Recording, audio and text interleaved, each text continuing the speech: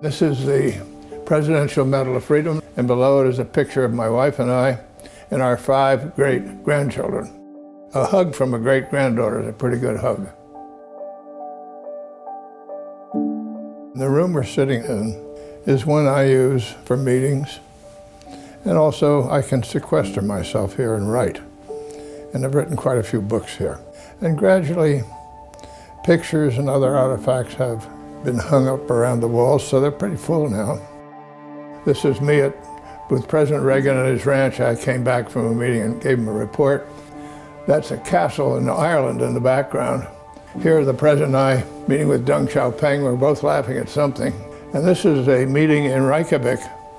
It was the most important summit meeting ever held. I'm sitting next to President Reagan. Shevardnadze sitting next to Gorbachev. We were there for 2 full days. It was extraordinary. And here's something I'm proud of. I flew in an F-15. I got in, the pilot's in the front, I'm in the back. We shoot through the sound barrier. My G-suit swells up so blood doesn't rush. We get up and he says, take over. I'd never flown. So I start doing, and it was amazing. And this is again a shot with Gorbachev. He visited here, and we had a big celebration, and he gave a talk in Memod, and Don Kennedy and I, Don was president at the time, we found this in the Hoover archives, and it was given to him. From darkness into light by reading. And there's a statement by Pushkin. We gave it to Gorbachev, and it brought tears to his eyes.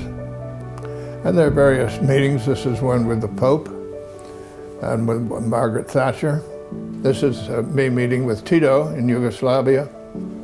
This is my daredevil wife on Golden Gate Bridge.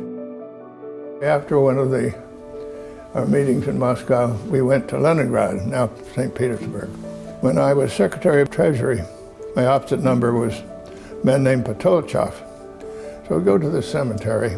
He's telling me about the Battle of Leningrad. He's weeping. And I said to him, I also fought in World War II. I also had comrades shot down beside me.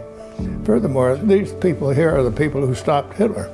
So I said, I feel for them. And I walked up to the front, and I gave a long salute. And he said, thank you, George, that shows respect. And I found later on, years later, when I was Secretary of State, people knew about that. And it turns out that if you respect things that deserve respect, when you're critical of something, it carries more weight.